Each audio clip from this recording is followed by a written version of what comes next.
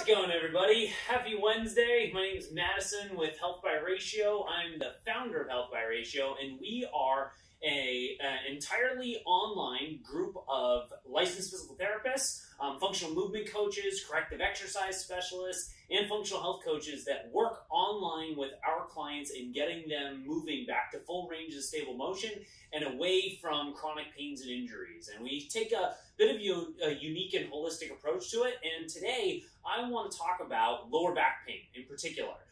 Because so many of us have to deal with this. I think the statistic right now is over 80% of the U.S. adults will experience chronic lower back pain in their lives, and many of us are going to experience it a lot throughout our lives. And so it's a really prevalent issue that a lot of us are dealing with. And so we get taught often from our, either physical therapists or maybe personal trainers, or maybe it's from friends that we talk to that also have lower back pain, or YouTube videos that we've seen or whatever. We normally pick up a handful of stretches and corrective exercises for the lower back. They're all about helping the lower back. And we do them all, yet it doesn't necessarily seem to actually correct our lower back pain. Some of them may feel good in the moment and may make us feel a little bit better afterwards, give us a little bit of relief, but then very quickly, often, we are reverting right back into our pain cycle, and it's all for naught.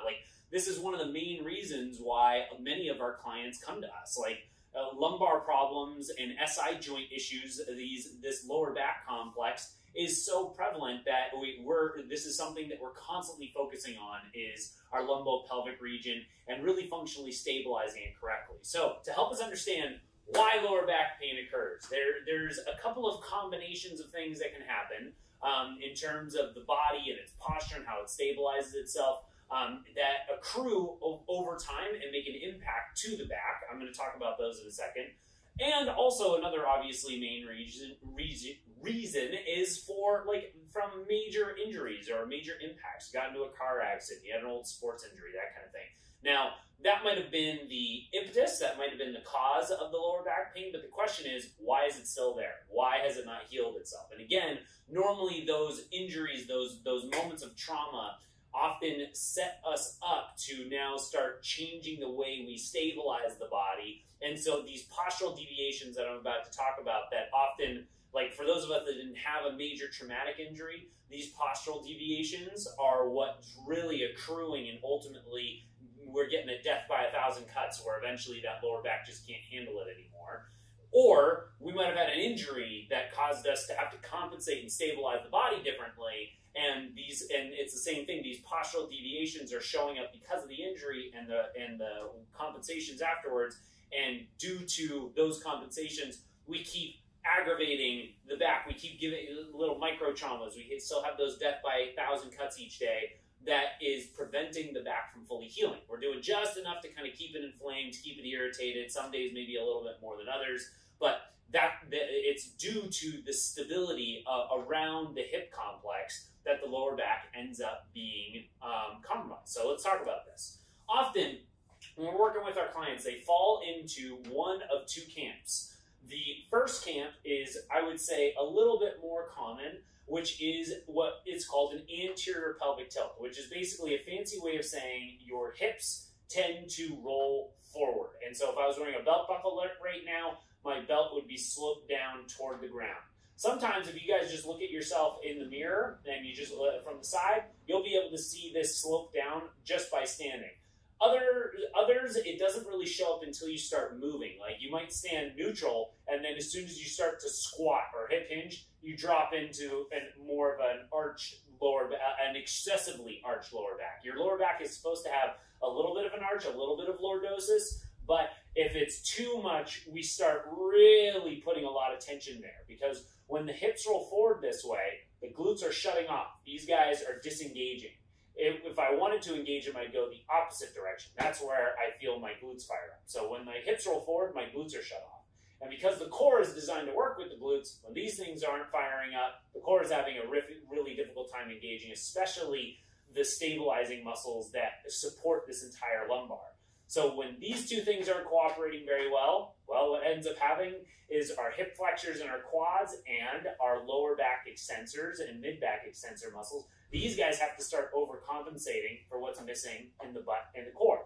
And they're not designed to do that by itself. And so we start getting all this extra pressure and tension into the lower back. So why does this happen? Well, there's a multitude of causes of why, but I would say the most common is a really overactive hip flexor from either years and or decades of spending a decent amount of time sitting each day. That shortens up this hip flexor. And or if you were an athlete, played sports, enjoy things like running, biking, doing circuit trainings, kickboxing, playing athletic sports that involve sprinting and knee driving, all these things that are involving a whole lot of knee flexion and forward movements, that's going to tighten up these hip flexors. And where the hip flexor connects is at the lower back, actually technically up to the T-spine as well. So it connects through this entire area of the lower back, and it runs through and it also connects to the thigh bone itself, your femur. So it's connected at these two front and back positions. And when it gets tight, it's going to pull us through the torso, and that's where we get this anterior pelvic tilt. So that hip flexor is one of the main causes for this anterior pelvic tilt.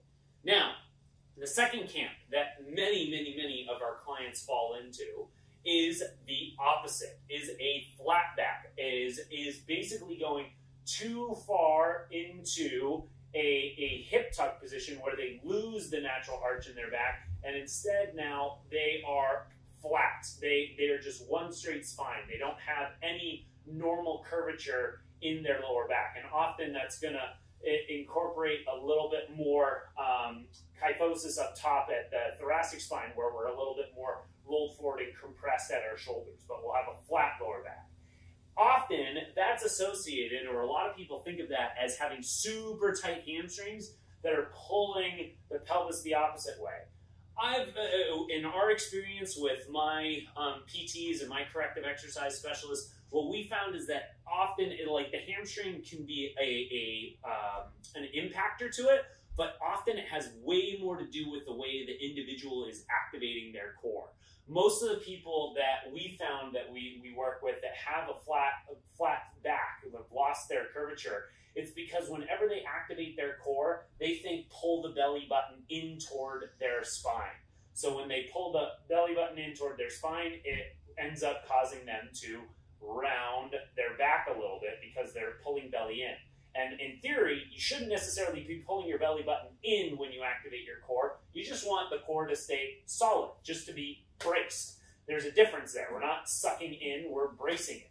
And so that bracing sequence instead of a pull in is what keeps my back supported or in a normal curvature, and also needing some glute activation. Because still, the issue with both camps, whether the person is in an anterior pelvic tilt or whether someone has more of a flat back, because the flat back is coming from their core, their glutes are often shut off. Or because their hips are rolled forward into an anterior pelvic tilt, their glutes are still shut off. So the glute shut off is a big deal. It doesn't allow our internal core stabilizers to function properly, and so we get all this extra tension in the lower back. And then you start moving with those extra tensions, whether we're in a pelvic tilt and we bend over and we start to see the back move in and out of this arch position, or if we're already in a flat back position and then we bend over, we might round even more so. So we're putting all this shearing force on the lumbar. So that's why this happens. It's normally because of one of those two camps. So you can look at yourself in the mirror and watch yourself move a little bit. Walk around, maybe do a couple of lunges from the side profile, maybe do a couple of squats from the side profile, maybe do a hip hinge or two from the side profile. Just watch yourself in the mirror or record yourself and take a look what happens at your back. Is it overarching or is it super flat? If it's in between, great, you're in a good position. But most likely, if you're having lower back pain, it's one of those two things that's showing up. Okay, so then why are the general stretches and exercises that we're doing not necessarily fixing us? Well, a lot of times we're doing really hyper-specific stabilizations, whether it's core exercise or glute exercises, because most of us know that if I have lower back pain, it's probably from a lack of glute activation. So what do we do for glute exercises? Okay, well, we have our glute bridges. That's a go-to. All of us have been taught how to do glute bridges. We have clamshells. That's another go-to. Most of us have learned how to do clamshells at one time or another. Maybe we do some band walks. Maybe we're doing some fire hydrants. Maybe we're doing some kickbacks. Maybe we're doing some type of glute stabilization exercise, which those are great. There's a time and a place for them. When we need to wake up the glutes, we need to strengthen them, these techniques can be great. But the challenge is, do those techniques translate to teaching us how to stand up and move, whether it's running, walking, jumping, sitting, standing, bending over, kneeling down, all the actual patterns that we do day in and day out. Did these glute bridges or did my clamshells teach me how to move better with an actual neutral pelvis? Like if I have an anterior pelvic tilt and I'm sloping my hips forward all the time and I'm putting all this tension in my lower back, when I did my clamshells, did that teach me how to move without being in an anterior pelvic tilt? Well, I don't know about you guys, but I don't think I've ever been to the grocery store and ever seen anybody doing what looked like a clamshell out in the real world. And I don't think I've ever been for a hike and ever seen anyone doing what looked like a glute bridge. So these exercises, they can be great in isolation to strengthen up the butt, but ultimately when we actually stand up and we get going throughout our day and we start moving, did it teach me how to move any better? And I would say no.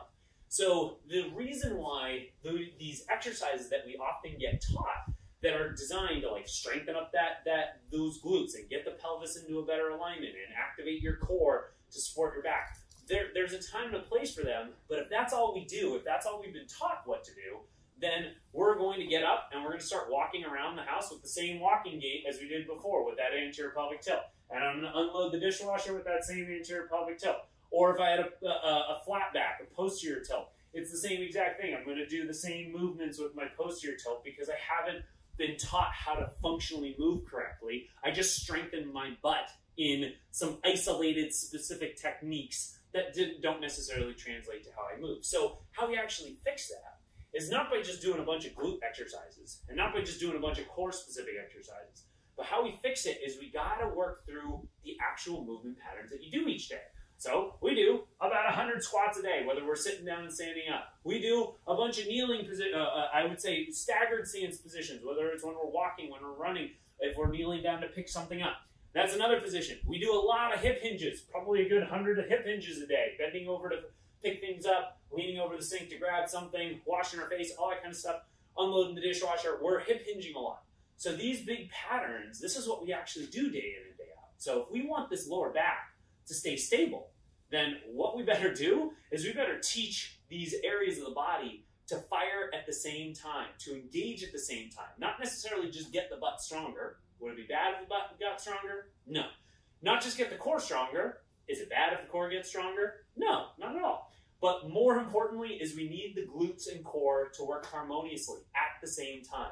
So some small cues for you guys to help you wake up those glutes in your core in the ways that you should. I'm going to give you kind of two different sets of cues depending on what camp you're in, whether you have too much of an arch or whether you have a flat back. Okay, so if you have too much of an arch, if you're seeing that you have an anterior pelvic tilt, what I want you to think about doing, and you can watch yourself from the side in a mirror or film yourself doing this, is I want you to think about pulling your tailbone down between your legs. You're going to do what's called a hip tuck. To do that, you're going to have to literally think about engaging your butt, clenching your butt cheeks. So as I tuck this tailbone down and I clench my butt cheeks, I should see my pelvis. If I have my hands right here, right now my pelvis is sloped down toward the ground. As I hip tuck, I should see my hands flatten out with my hip, the way my hips rotate. That's the first step. Second step is we want to wake up the outsides of the butt too. We don't just want the glute maximus turned on, we want the glute medius turned on. Those things are connected to our stabilizers in our core in a big way. So how we turn that guy on is we want to screw our hips into the ground. So I'm not actually sliding my feet out to the sides as I do this. I'm just creating a little bit of tension by trying to think about screwing my hips into the ground and waking up the outsides of my butt, my glute medius here. So now I got my full butt engaged. I got the back of my butt, I got the sides of my butt, everything's fired up. Now it's very easy for me to just think about tighten the core.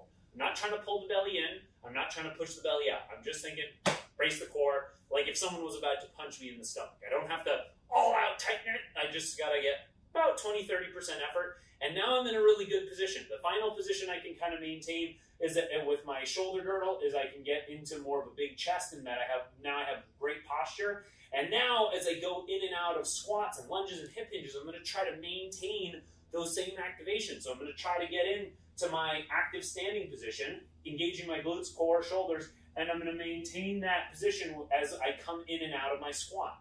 Same thing would go for my lunge. I would be stepping in, I'm screwing my hip into the ground, my core is tight, my shoulders are back, and then I'm going to return back up to an active standing position. Same thing would be for a hip hinge. I'm in active standing, I got everything fired up, my pelvis is neutral, I'm going to hip hinge, aka straight leg deadlift, and then come back up and activate back into activated standing. So that's Q1. And the more you work on that, the more you're going to support and stabilize that lumbar if you are in the camp of an anterior pelvic tilt.